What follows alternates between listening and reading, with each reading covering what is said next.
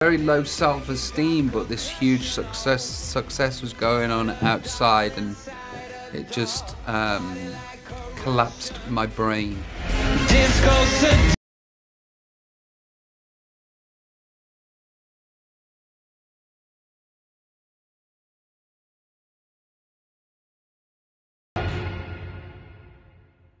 Volvemos a Londres, la ciudad donde Ed Sheeran, en un reel muy especial, nos enseñó la pasada temporada que teniendo referentes, tú puedes convertirte en referente para muchos. Hoy he quedado con alguien que ha cambiado la música pop. Ídolo de millones y de tantas generaciones.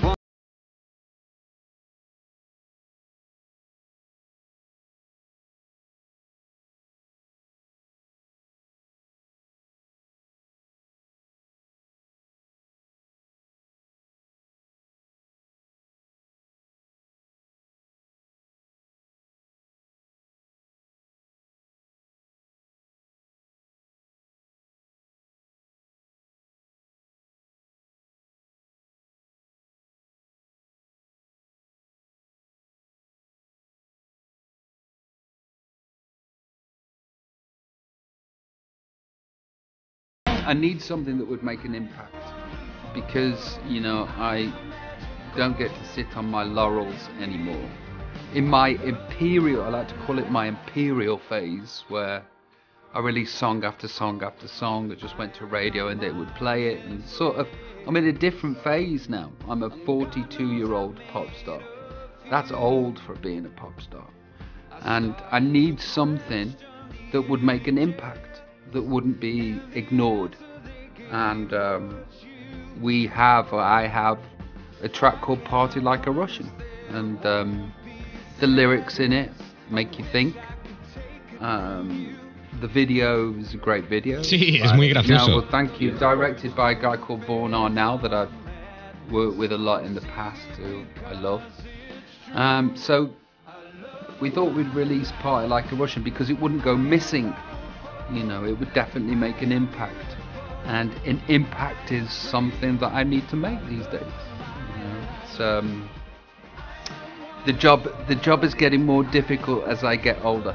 ¿De verdad lo crees? Yeah, because being a pop star is a young person's profession, and music traditionally has always been for young people, and I see the life of a pop star, if you're lucky to remain and stay around, it's pretty much like a footballer. Yeah. You know, if you're a footballer and you're 37, you're doing well if you're still playing. And I think it's the same for pop stars. You know, I'm a pop star, that's my job, but I'm 42. So, yeah, I just need to play my cards the best way I can.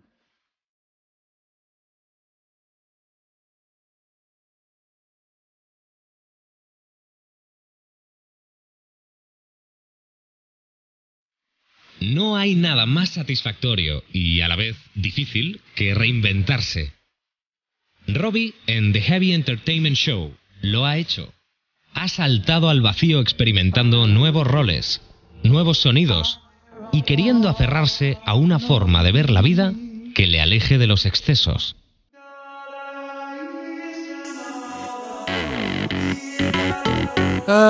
I am what I am at the time that I am it. You know, I'm still alive, which is a miracle. And I'm a father of 2. And I'm married. And I have given myself to that process completely. And that process has given me 1,000 million-fold back in return. But during that process, you know, you mature, you get older. Also, you know, like with partying and going out, I can't do the time. There's the saying in English: if you can't do the time, don't do the crime. Did you say that in Spain? Well, it's a similar thing. As I just can't do the time, so I just don't do the crime anymore. And I have a responsibility to my children and to my wife, and that's why I'm here doing an interview with you today, hoping that my album's a success. La experiencia de Robbie Williams con el misterio es impresionante. Sobre todo, es un gran amante de los ovnis y del fenómeno extraterrestre. Alguien que, por cierto, pensó en dejar la música para dedicarse por completo al estudio de los ovnis, llegando a querer comprar una isla para crear un centro de avistamientos ufológicos. I've seen one. ¿Tú has visto uno? Yeah. It was 10:30 at night on a sun lounger like this, and I'm just looking up at the stars, and then it was the size of, I would say, the penalty box in a football, about that big, and it just was silent, and it was about 70 feet above me, and it was black underneath, and it was just there, and then it went off. Rápidamente. No, just didn't make any noise, it was just like there, and then just wandered off of its own accord, quite slowly. But I've had a few sort of weird things like that happen through my life, but that was the one that I'm like, oh yeah, and I want to see it again. I want to see something like that again. Yo también. Yo sí creo que hay vida extraterrestre. Obviamente yo creo en otras vidas, en otros planetas, porque pensar que somos los únicos aquí en este planeta es muy... Sí, egocentrista. Creo que tal vez podríamos ser nosotros mismos viajando desde el futuro para observarnos. Hey, listen, maybe none of this is real. It's all a hologram, and those are the technicians coming to fix the hologram. Who knows? There's many different theories. Because like when I was a kid, es espectacular. Well, ¿no? when I was a kid, I used to think that it was little green men from another planet, but now I'm thinking it's, you know, probably something from another dimension, or maybe they are the technicians that just come to fix this matrix that we're living in.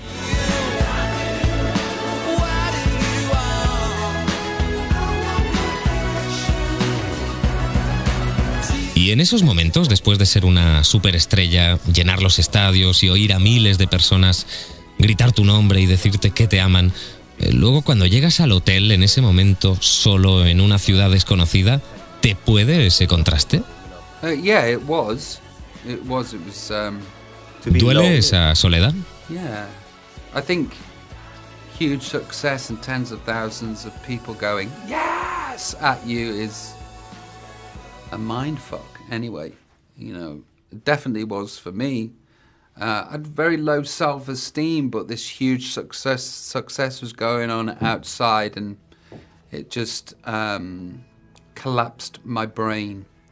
Now I'm 42, and I've got a wife, and I have kids, and I have a job, and my job is to go out there and entertain, and now it all makes sense. Before, when this was happening, I was on tour, and I was just by myself, and there was no other reason of doing this other than to, you know, fill the gaps where there was gaps in my confidence or my ego. But now I'm a dad and I go to work, and so the audiences and my place with them, and then they're going back to the hotel. Now it makes sense. It's daddy's job, it's just what I do. ¿Cuál es el lado más oscuro de tu éxito? The dark part of my success. Look, I have always had depression, and for a long time I didn't know that I had depression, and I didn't know that it was part of my makeup. So the darkest part for me was living untreated with depression. And then, you know, you have to do something about something because you're in a position where life isn't interesting, you have no passion, everything makes you sad, and you are sad. And, you know, life is intolerable when you feel that way.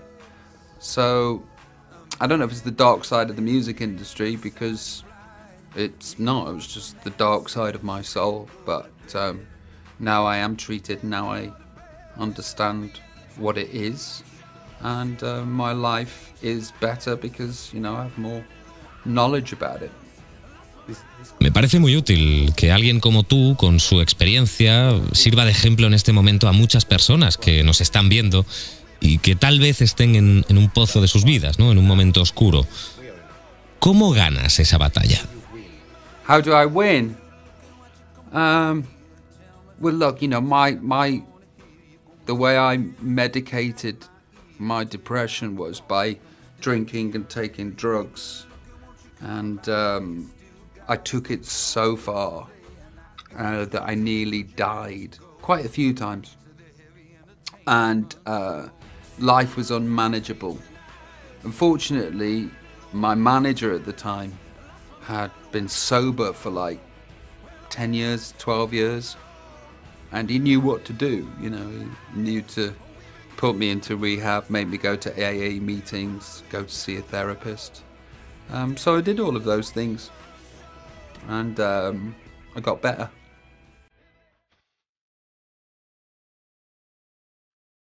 ¿Y cómo es la vida? Mi canción favorita de este nuevo disco tiene el sello de Ed Sheeran, con quien empezó esta aventura llamada Real, en esta misma ciudad.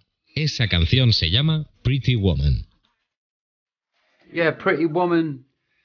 I was in my room one night and my wife had gone to sleep, and sort of bored, and my brain was always worried. I'm always worried about something. It's not the kids, the football, the music, the something, and I'm like, you're running out of time, you're running out of time. You haven't got a hit, you haven't got a hit, you haven't got a hit, get a hit, get a hit, get a hit. How are you going to get a hit? I was like, ding, I know Ed Sheeran. I'll email Ed Sheeran. So I emailed Ed Sheeran and said, mate, it's Robbie. Have you got any spare hits? And he said, well, what about this? They sent this track over and it's called Pretty Woman. And it's, you know, it's nearly all there, the track. And I thought it needed a chorus. So I added a chorus to it and it became the fully formed track, which is called Pretty Woman That You Like. So I'm glad that you like it. I have to thank Ed Sheeran for that song. Ed Sheeran es muy grande. Yeah, he's a great man. He's incredibly talented and his reputation goes before him.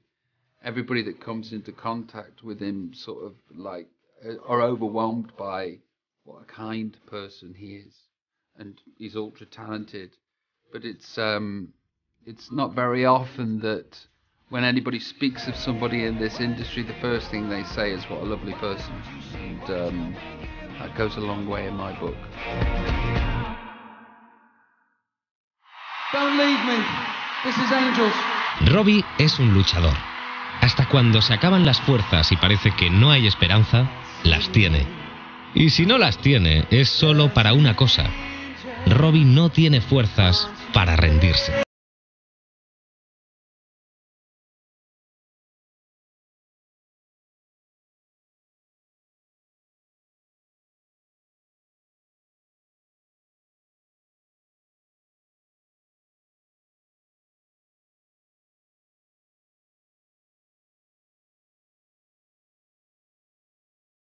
So I've been blessed with a shitload of luck. And God bless you, thank you God for bestowing upon me this amount of luck. More luck than one person deserves. And I'm not very confident really, but I'm really brave. I realised that in the last few weeks, is the confidence has never been real. And I think to myself, well, I must.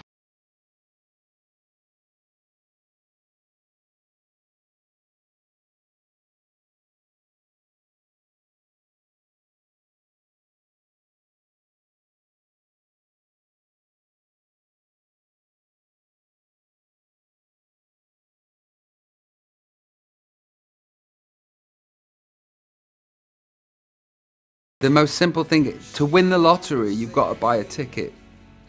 And that's the same for life. You've just got to keep turning up.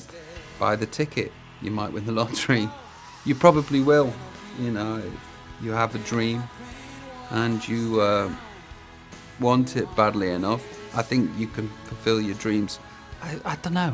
And then I think you just have to be lucky. I wish you all the luck in the world. La muerte abrazó a Robbie en sus momentos más oscuros. La gloria, a veces, no es tan bonita como la pintan. Tal vez entendamos ahora por qué Robbie Williams es más que un artista. Fuera de su música, fuera de sus conciertos y de sus excentricidades, ¿por qué pasará a la historia?